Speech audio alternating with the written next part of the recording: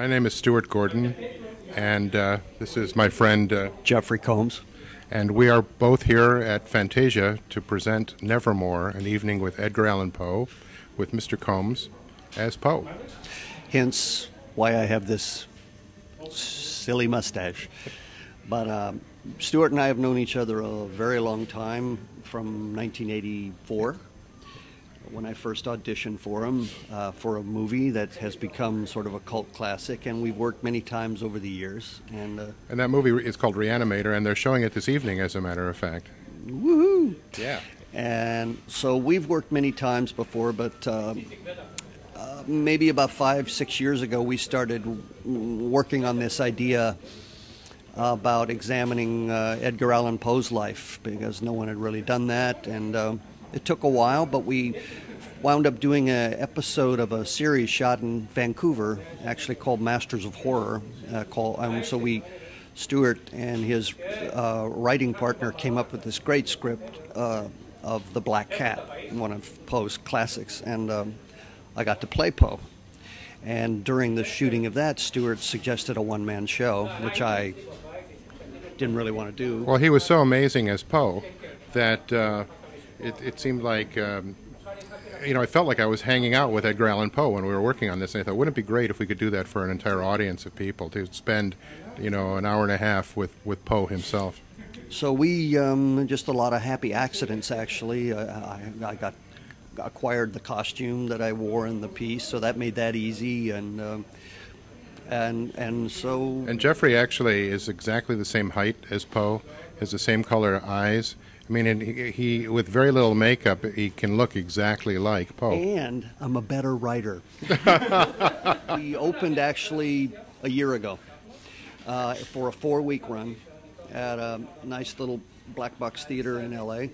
And it ended up closing around Christmas time, so it was a nice long run. Mm-hmm. And now we're touring the show, and we've taken it to, we were in Baltimore in January, performing it in Westminster Hall, which is right near Poe's grave, and that was pretty incredible. Jeffrey actually had to walk past Poe's grave before he could get to the stage. Yes, that was quite on many levels, very powerful. Well, that's the interesting thing. Stu and I have done a number of movies together. How many? 6, 7, 8? Yeah, 10? At least, yeah. But we both came out of the theater. Stuart was artistic director of a organic theater in Chicago, and I cut my teeth doing repertory theater up and down the West Coast long before I moved to Los Angeles and tried film. So to me, it had been a long time since I'd been on stage, maybe almost 20 years, but it felt like going home.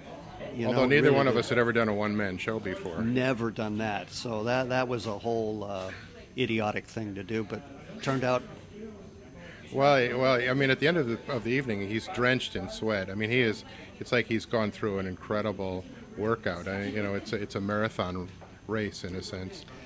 Yes, once this snowball starts down the hill, you can't stop it. It's on its way. Well, I think one of the things about this is that it really isn't a one-man show in some ways, because there are other characters that are off stage in a sense. And that helps with a one-man. It's not me just standing there talking. I interact with the audience. We place a character in the audience. We place a character in the wings. You never see them, but I'm imagining them. So it's not like I'm completely. And it creates a lot of tension also, because the person in the audience is his fiancée, who he has promised that he will never drink again, and the audience sort of gets this, and then it just starts. When I introduce her, she's not there, okay, but when I introduce her, the audience is, where is she? Oh, okay. Yeah. So a lot of lovely theatrical devices. Now, Stuart directing on this, I have to say, was the most supportive and gentle hand. You were just nothing but. Well, I didn't have to do much. I mean, that was, to be quite honest, I didn't really even have to be there, because Jeffrey just took the ball and ran with it. Well, Okay, you can say that, but at the same time, I needed someone to say and. Well, you know, it was when he started. We started with the poetry, and when he started reciting the poems, I'd heard those poems, some of them many times, but never the way that Jeffrey, you know, delivered them, and that's the thing about it, is he makes it all very fresh, and his interpretation of the Raven, I think, is really extraordinary.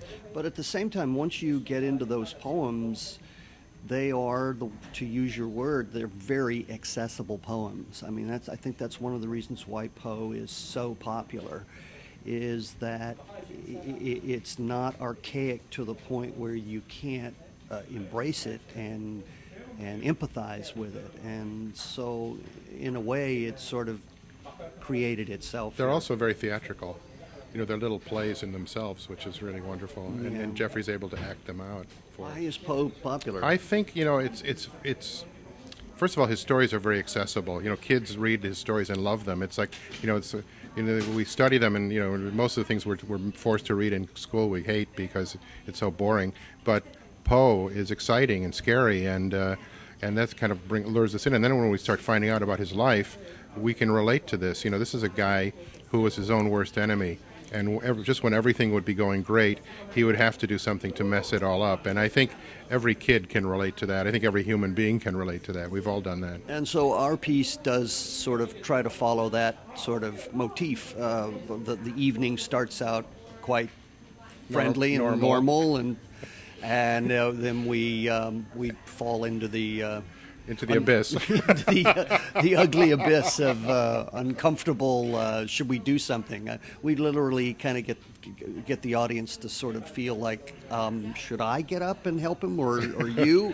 Yeah, something needs to be done here. They need to do an intervention. Well, because he is not only one of the great writers, but one of the intellectual powerhouses of America, if not the world. The tragedy of his life is so captivating for people. You know, I've said it a number of times. He's America's Van Gogh. I mean, he's absolutely brilliant and absolutely tragic. Or Mozart. Yes, or Mozart. You know, I mean, he died at the age of 40 and had created this incredible body of work. But the thing about him is that he's a fascinating person, you know, and he's full of contradictions. And he could be charming, and he could be just embarrassing. And he was, you know, very funny, but he could also be very nasty.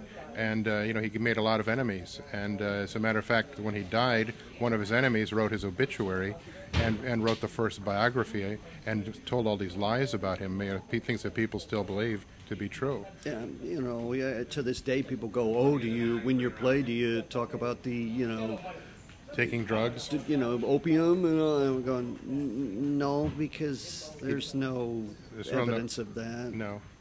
At one time, he tried to kill himself. Theatrically kill himself, but he botched it by only taking half as much as he. It was laudanum. Yeah, laudanum, which is an opium sort of derivative. Like a medicine, you could get it over the counter in those days. And he was heart sick about something, and he took half the laudanum and then realized that he had to mail a letter, and then took off and went to mail the letter, and then you know, forgot to take the other half. Fell asleep and forgot to take the other.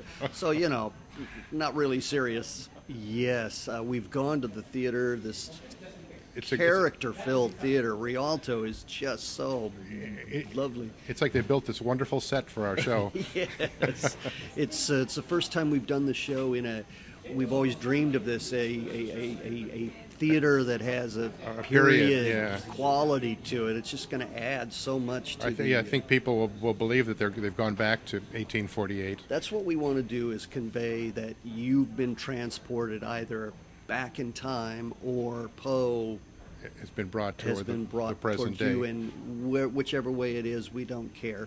It works both ways, doesn't it? Yeah.